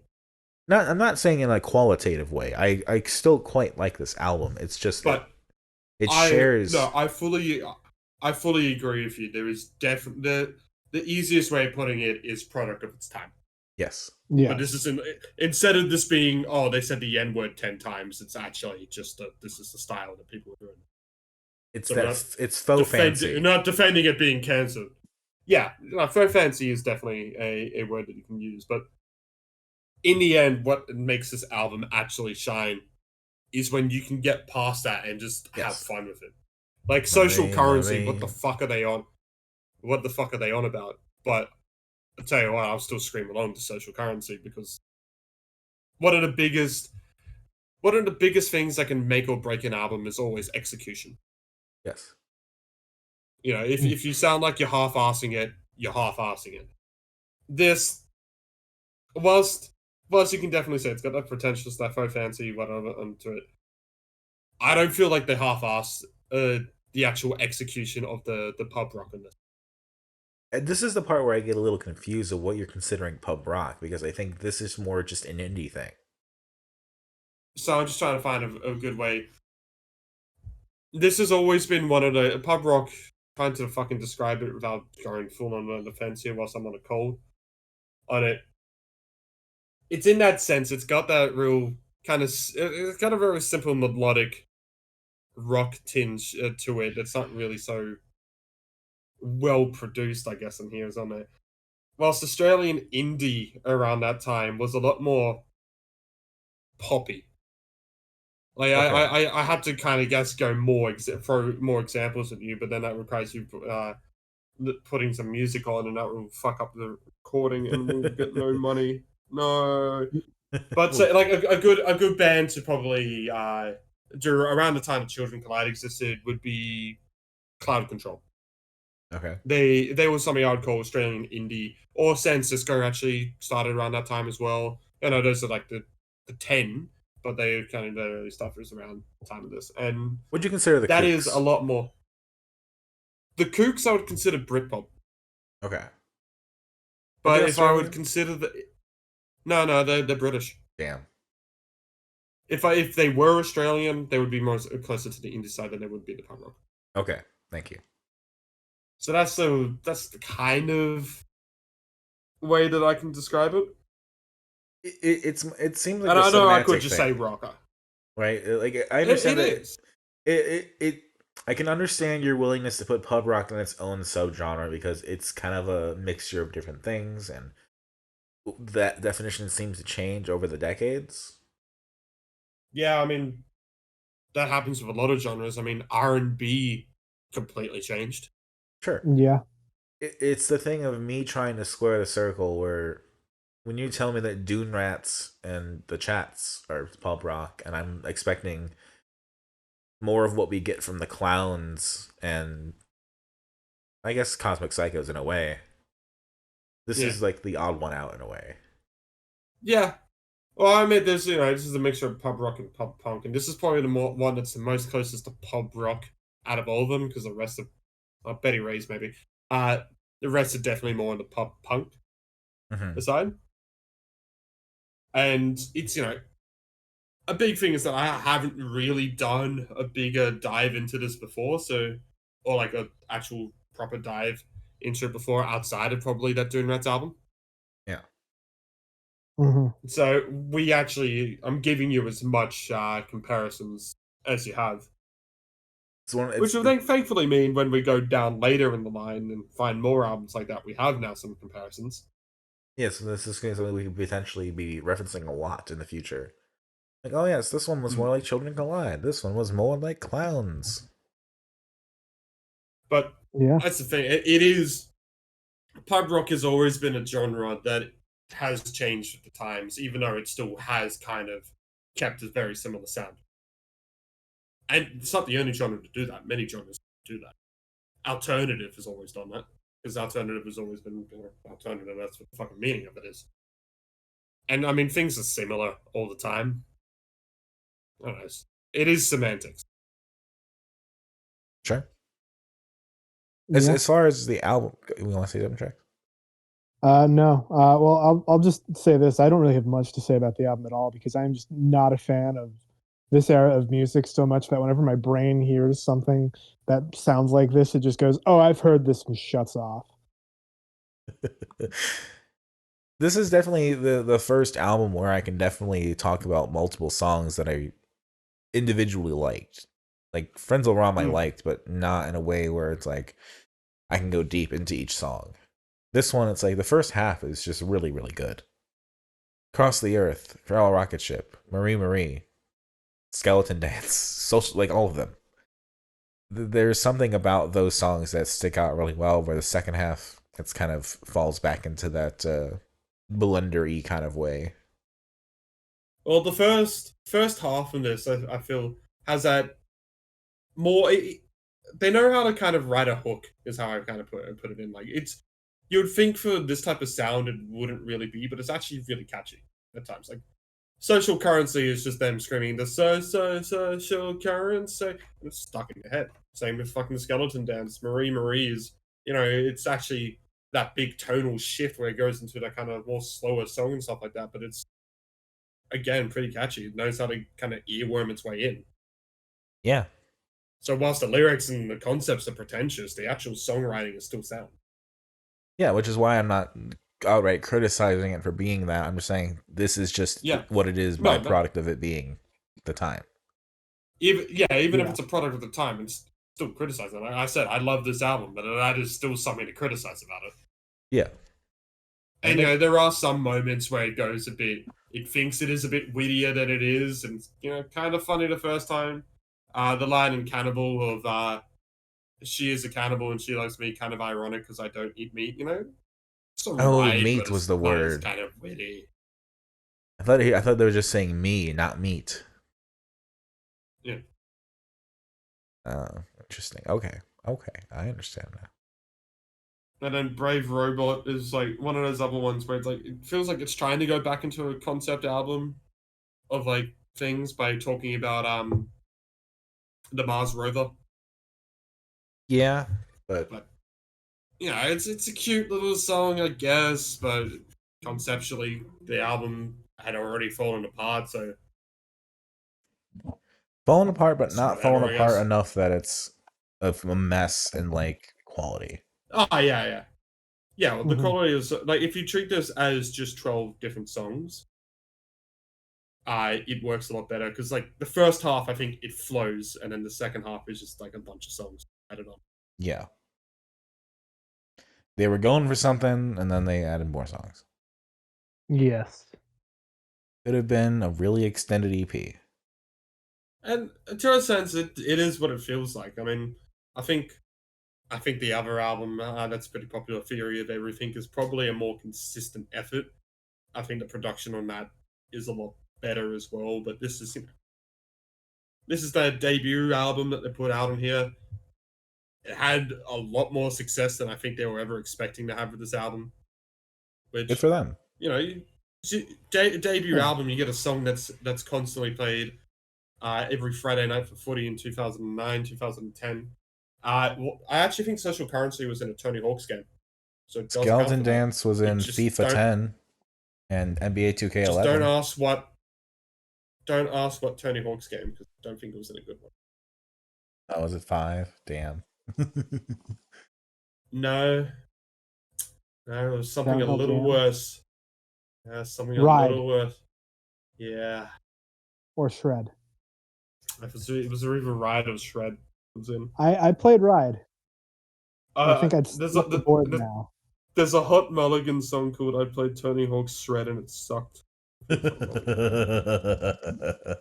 Did suck.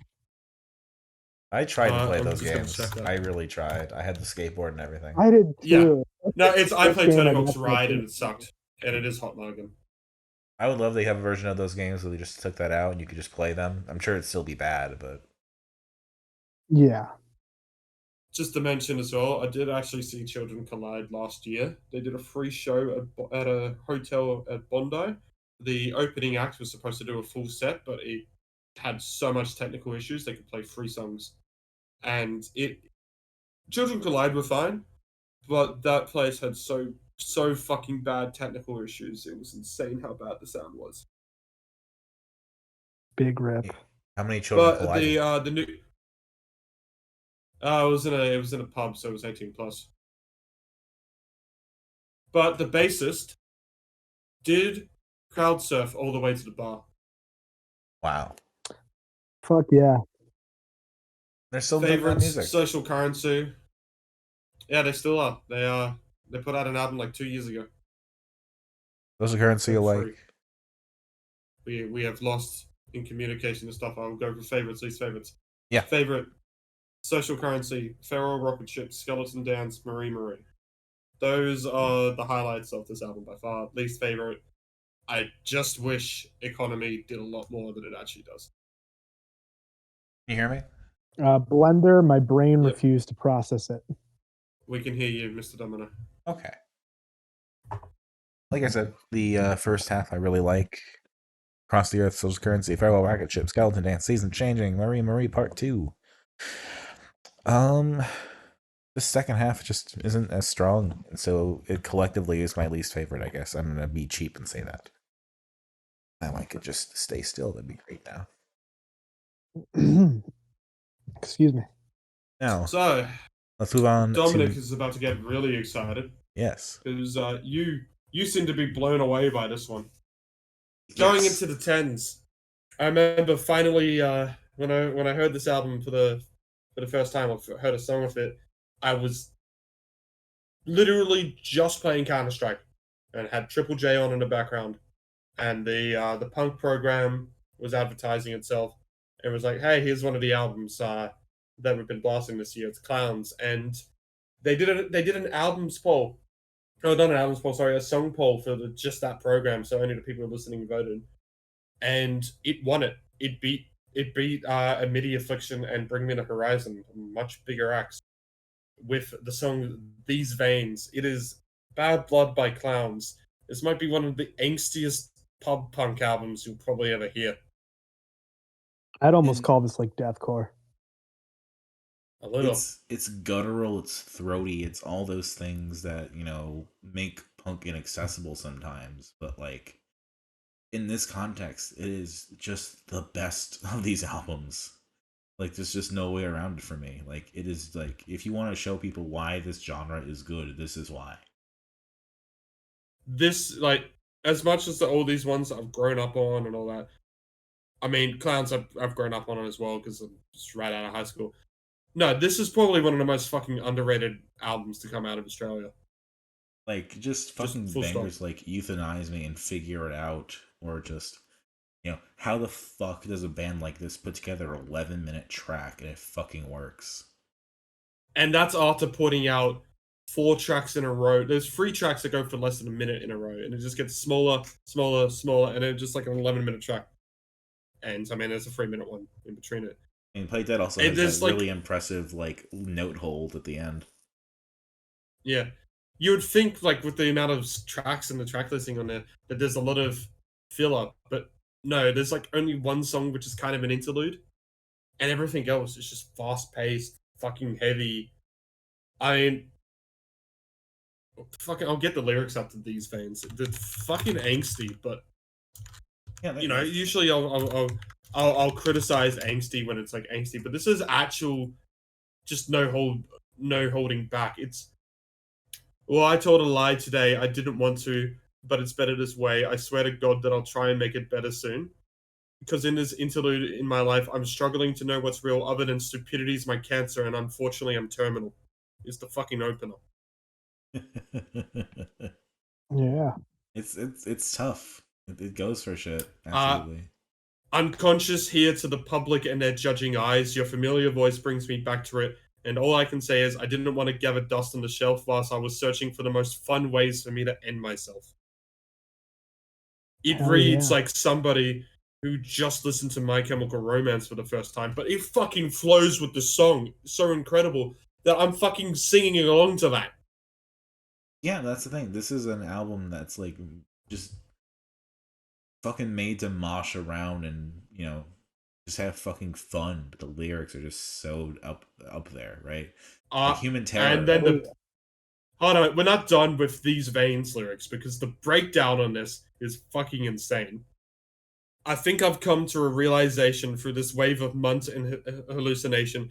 If I don't ease on the acceleration, I'm gonna lose control and take people out with me. It's easy in this life to forget that we're mortal and that we're here for a fraction of a blink of time too. We've all been spoiled with the gift of life, and if you can't appreciate it, don't worry, you'll be gone soon. Yeah. Just what the fuck? Yeah. Like, what the fuck were they going through when they wrote that? A lot. It's insane. Shit. Oh yeah. And the chorus is just, I got bad blood running through these veins. Any fucking thing like that, you would think. Like, that is the true, like, angsty teenager chorus or anything like that. And you'd think any song with a chorus like that would just be fake or faux angst. But no, it's genuinely fucking devastating just hearing it, because it's not like you're crying over a loss or anything like that. You're just worried if they're okay. Yeah. And that's the whole album. Like, I hesitate to say that's what makes it so good, because that's not even like what I'm listening to. Really, when I'm listening to it, I'm just listening to a band that just somehow figured out a way to make this guttural, really, really harsh, punky sound work so well. Like, this is adolescence territory, right? This is like Mm. a kind of punk that, has its fans, but I would never usually herald as like a startling example of what punk can do. But this album is just like that shit. Yeah, You go to these it's songs and it's like it's they're sad, they're upsetting, they're this, they're that. But I don't know, through pain, great art is made. But also sometimes you just gotta like try things. Works. oh yeah, it's it's incredibly just it's a, it's good. I don't think it's going to be my favorite of this week. Just but I enjoyed what I listened to of it, and this was good in the kitchen music, just flipping burgers, slicing tomatoes, whatever. Reading the lyrics, it's like holy shit. Oh yeah. No, like oh Sorry, boy. I've been out for a bit getting some fucking water and You're good, you're good. defrosting food because that's what we gotta do in these recording times. I'm just like looking at the lyrics and I'm just hearing the songs again. And I'm just hearing like, God, dead in the suburb. Just the bass is so good. It's incredible how well produced this is. Like it's I I'm not saying this is one of the most underrated punk albums. It's one of the most underrated albums. Full stop. Yes, Like Yeah. so, it's nearing 10 years old, and it's only gotten the popularity it has. and It's it has a true punk vibe beautiful. of like ennui and just like a true just not maybe not hatred of the world, but a disappointment with the world, just a negative view of things because of things being so But fucked. Hmm. one of the most beautiful things music can ever do to you is make you feel an emotion. Yeah. It doesn't matter what that emotion is, as long as it's a genuine emotion. Now, I guess it kind of, if it makes you feel disgusted, the record, and something else, depends on how it is. But in this case, this is just a heavy album. But it feels, in a sense, I don't listen to this and I feel depressed or anything like that. It's not like listening to a Crow. This is kind of just a full 38-minute vent. Yes. And Hmm. that is still great in its own right. Like it feels like a genuine emotion coming out. Like it doesn't feel like someone's just trying to cash in on people's emotions or anything like that. And you hesitated to say that the lyrics are a reason why you like it with how dark. I'm happy to say that's a reason why I like this, because whilst the person could be going through some absolute rough shit whilst writing the lyrics and stuff, it feels good that there's someone can actually just happily write all these and sing it with that passion. Yeah. Looking at the Human Error, the first track is just a anti-cop song, which is cool. Mm. So they go hard from the jump, and I really like the Human Error, Human Terror wordplay. And that's a really interesting way to bookend the thing. Yeah, it goes Mhm. down as one of the long closes that we've listened to Yes, over the years. Some bands just do it really well. Oh It's yeah. not really, it's not really like a droning ending. It's just a hard 11 minutes. it's a song that takes time to build and has a lot of different sections, and like it doesn't feel 11 minutes. Mm. I mean, this whole album is only 40 minutes, not even that. Yeah, So it takes up Mhm. just under a third of the album. And it's a 14-track album. I do wish personally we had a lot more of this sound that we had in the tens pick up. I mean, there's some others in the punk scene that we have already covered, in which do kind of like fall under this whole pub rock thing. I mean, we've covered Luca Brasi, which was a bit more on that emo punk side, but I think can still compare. We covered Violence Soho. We covered Dune Rats, which I know that was technically 2020, but their sound was pretty similar in that time like that. Those have been some of the bigger ones of that. I'm thinking of my head. Which is why I kind of picked this one, because it's so much fucking different to it. And they just And had I an album wish come out this 2 months kind ago. of pushed out. Yeah, no, they're doing a tour for it as well. How was that album? Personally, I haven't listened to it in full. I listened to Lucid again a while back. Didn't hit as hard as the Bad Blood. I'll have to go back to it though. I mean, a band that's been around for a fucking long time actually now. They put out their debut in 2013, so they're like 10 years old at the point. Fucking hell. Wow. I do wish we had a bit more popularity from the scene, but I mean, what are you gonna get? You're not gonna ever get this played in fucking Nova. I mean, the last 2 albums have placed on the charts. Nature Nurture was 31, Endless was 36. Yeah, the album chart. I mean, they're a bit harder now, but it was just surprisingly easier to get into the album charts. I still wouldn't really call it a hit or anything. There was a nomination for Best Hard Rock or Heavy Metal Album for Nature Nurture. Who won It that seems one like that year? there's It would some have been attention paid to 2019. it. Yeah. There's people who pay attention. They are known by like it's one of those if you know band. Well, I think they're neat. It's a fantastic record. Fantastic record. They are pretty nifty. Favorites: Euthanize Me, Bad These Veins. I always forget it's called These Veins, not Bad Blood. And Human Terror. Least favorite is probably Dead in the Suburbs. It's not even bad. It's least favorite. I don't really have favorites or least favorites. This was just a good album to have on in the kitchen, while especially during like a rush. Favorites: Human Terror, Euthanize Me, Figure It Out, Dead in the Suburbs, Play Dead. Least favorite's probably Human Error or Bad Blood. And now we finally close off on this little history lesson, which hasn't been the biggest history lesson, admittedly, but that's what you're going to get from me. And it's the current sound of pub rock, or the pub alternative, or whatever. Semantics are annoying now.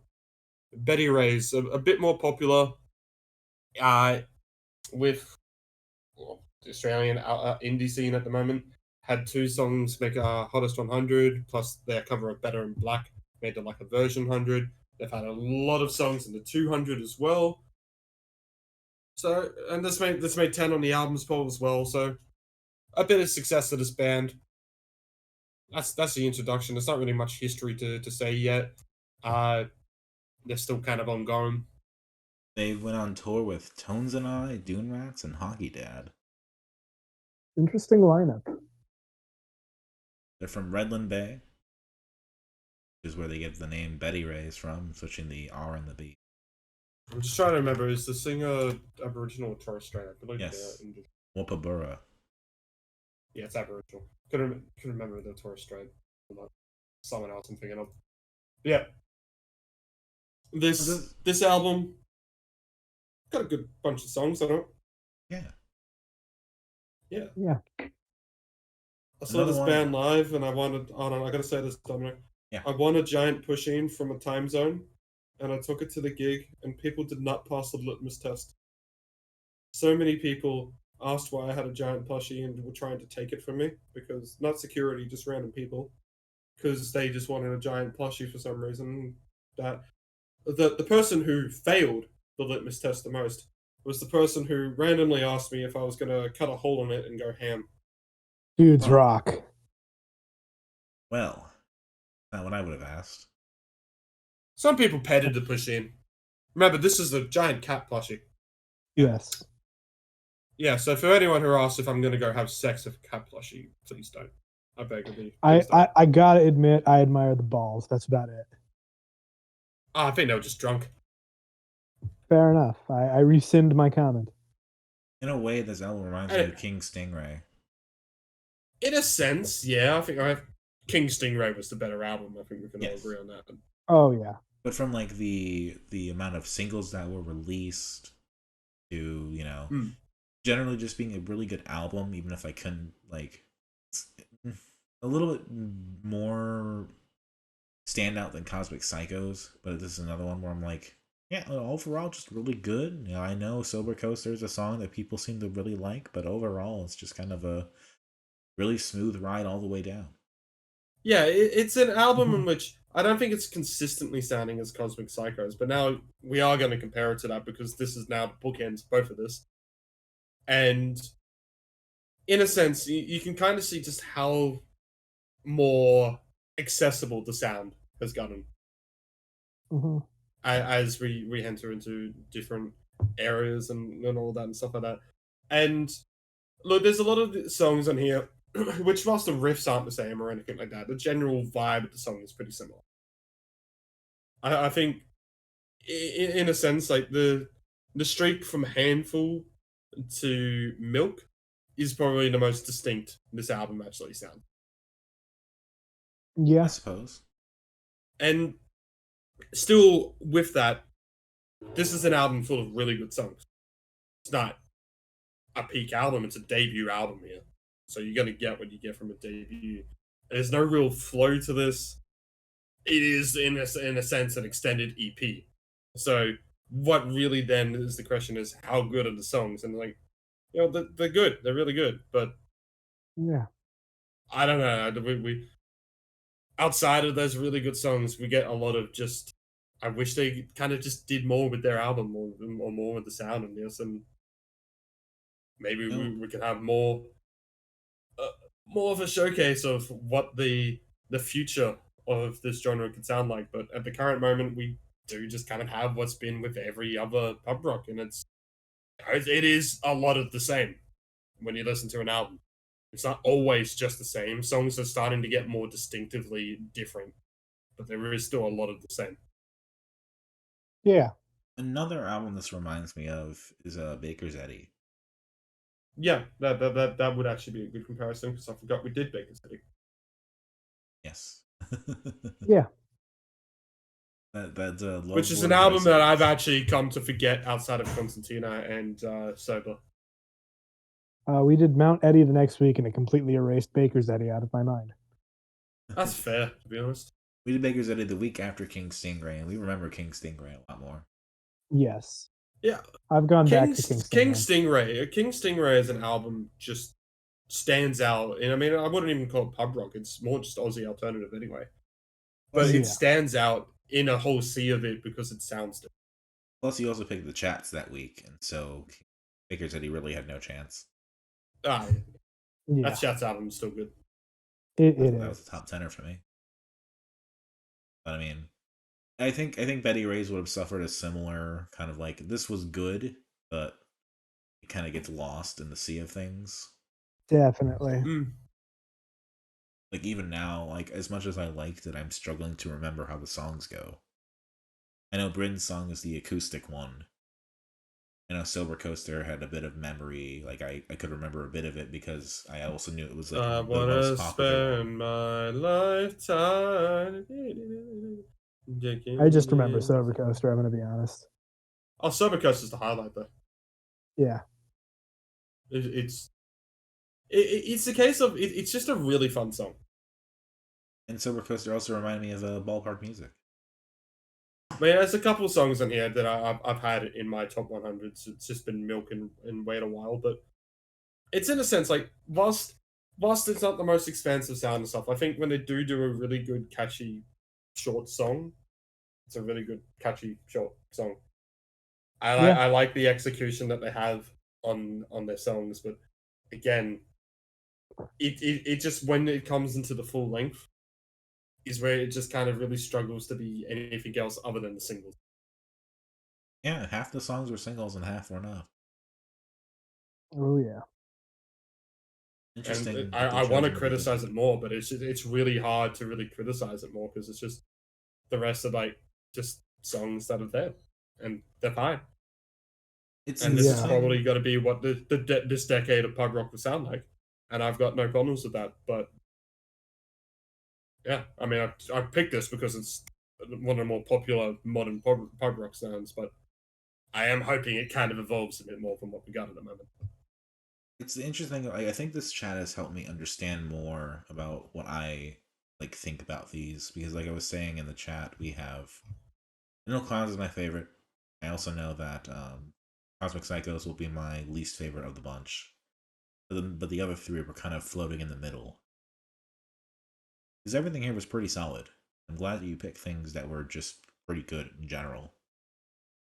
It also Yeah. makes it hard. Well, we got to wrap this up soon anyway because Yeah. we've been recording for basically 2 hours. Yeah. Favorites. So favorites of Coaster, this. Solar Coaster. That was nice. I think Milk I liked as well. Ashtray maybe as well. Yeah, I'm fucking off grabbing milk from the shops. Great line. Other than that, I really couldn't Silver tell you. Coaster. Yeah, I think least favorites probably it's something around the end. Like from Coffee Stops to Good with Bad, where the album's just like basically already been over. Like I reckon this probably could have ended at Ashtray, and it probably would have been fun. But favorites are Go ahead. Sober Coaster and Milk. I did like Wait a While a bit when it came out. I still like it as a song, don't get me wrong, but I just haven't come back to it as much as I have songs like Milk.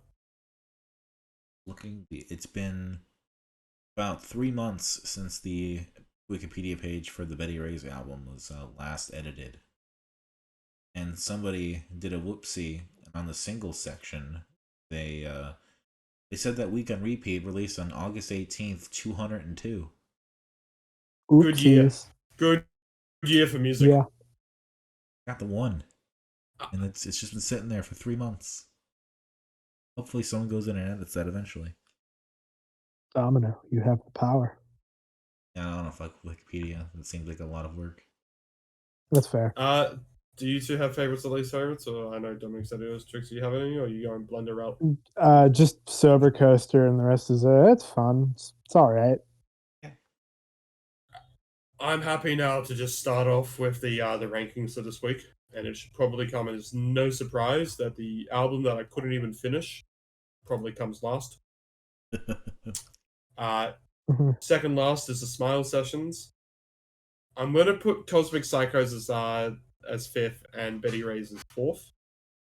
Children Collide. Nah, I'm gonna put Frenzal Rhomb as three, and I'm gonna be complete bias of myself and put Children Collide as two. And then Clowns is number one. I mean, come on, the best. Yeah, I'm gonna start with. I can go next. Go ahead, Domino. I'll start with Clowns at number one. Clowns, the album just fucking rocks. It's great. After that, I'm gonna give it to the Smile Sessions because I heavily enjoyed it, much as a slog as it is. Number three, I'm going to give to the Descent of Man. It is an achievement. It is quite impressive for what it is. It's not my favorite of this genre of thing, but it is its own thing, and you get a unique sense if you're into it and listening to it of like what it has to offer. There is nothing else I have discovered yet. So, number three for that. Mm-hmm.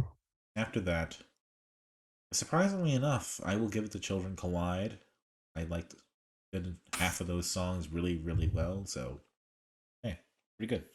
Then we'll do Frenzal Rhomb because that fucking secret track shit was really cool, and some of the other songs were nice. Then Beddy Rays, and then Cosmic Psychos at the end. I'm gonna go least favorite to favorite. Start with Children Collide, the Smile Sessions, Beddy Rays. Then I'm gonna go Clowns. Then I'm going to go Sabazius. Then Frenzal Rhomb and Cosmic Psychos up at top. Long month. Yes. What are we doing next week? Who wants to go first? I can go first. You can go first. Sure. Okay. So the reason I wanted to go first is because I said that I was going to do what I think is unironically one of the most what's the word? Influential albums of the 2010s. So much so that it has affected Ritz's work, even if it did so without his knowledge. Do you guys have any other guesses for that? For the most influential album of the 2010s, I don't know if it's the 2010s, but surely it's Sorry for Party Rocking. Sadly, it is not. Is it the drumless version of I'm Random going. Access Memories? It is not. I'm going to be doing the album Floral Shop by Macintosh Plus. We're going into Oh, vaporwave. yes. This Yeah, is what no, pioneered you're slowed right. and reverb. Yeah, no, you're absolutely right. Yeah. I mean, this is the right answer. I've never fully listened to it, and I'm very excited to listen to it. Oh yeah. Ritz, do you want to go? Yeah, so I'm now going to get us back into Australian music because I never left. And instead, actually, I'm going fully into the Nova Crastians, but not going into Silverchair this time. So, one was one that I said we're going to cover real soon. By real soon, I mean this week. It's going to be the Rave Tapes EP, Dancing Because I'm Sad. You can optionally also find their 2016 EP to listen to from their Bandcamp, but it is not required. And to bring on back to Last Dinosaurs type sounds, Vacations released an album whilst we're on break. And for those who follow the Ritz 100, Midwest came number 2. So, both those. Not really much more introduction than that. So, could you All repeat right. that again? I couldn't. So we have the Rave Tapes, Dancing Because I'm Dancing Sad, Because I'm Sad, and 2016 Vacations, EP. No Place Like Home. You can do that 2016 EP if you want. Means I'm doing the 2016 EP. Yeah. Okay. Oh, Lastly, then, for me, as I've been dealing with a lot of personal bullshit in my life, I've also been trying to schedule more interviews for us to do. If everything goes as it should, the first one will be coming up in a few weeks, and we need to do our research. So with that in mind, that's fair.